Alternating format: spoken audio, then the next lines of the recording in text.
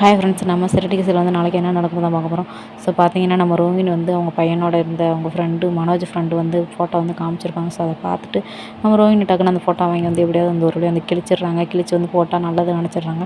அதுக்கப்புறம் பார்த்தீங்கன்னா, நம்ம மீனா வந்து வீட்டில் வந்து தூங்கிட்டுருக்காங்க. தூங்கிட்டு இருக்கும்போது பார்த்தீங்கன்னா, காலைல எழுந்திரிச்சோன்னே எந்த சாப்பாடு செய்யாமல் இவாட்டுக்கு தூங்கிட்டு இருக்காள் அப்படின்னு சொல்லிட்டு நம்ம விஜயா வந்து ஜக்கில் வந்து தண்ணியை கொண்டு வந்து மூஞ்சில் வந்து பளிச்சுன்னு ஊற்றிடுறாங்க. ஊற்றினோன்னு பார்த்தீங்கன்னா, மீனாக்கு வந்து ஏற்கனவே உடம்பு சரியில்லை.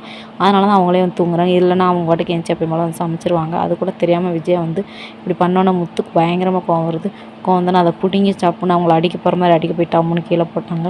அதான் நாளைக்கு வந்து நடக்க போகுது. அதுக்கப்புறம் பார்த்திங்கன்னா, நம்ம மீனாவோட தங்கச்சி பார்த்திங்கன்னா கால் பண்ணி இந்த மாதிரி மாமா இப்படிலாம் பண்ணுறாரு வைக்கிறாரு அப்படின்ற மாதிரி சொல்கிறாங்க.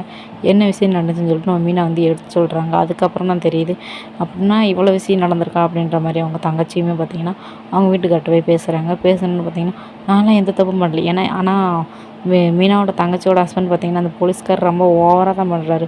முத்து எவ்வளோ தான் இறங்கி வந்தாலும் இவர் ரொம்ப பயங்கரமாக பண்ணிகிட்ருக்காரு, ப்ராடாக பண்ணுறாரு அப்படின்னு சொல்லிட்டு தான் சொல்லுவேன். ஸோ அவ்வளோதான். ஓகே, போயிட்டு நாளைக்கு என்ன முடியும்னு நாளைக்கு பார்க்கலாம்.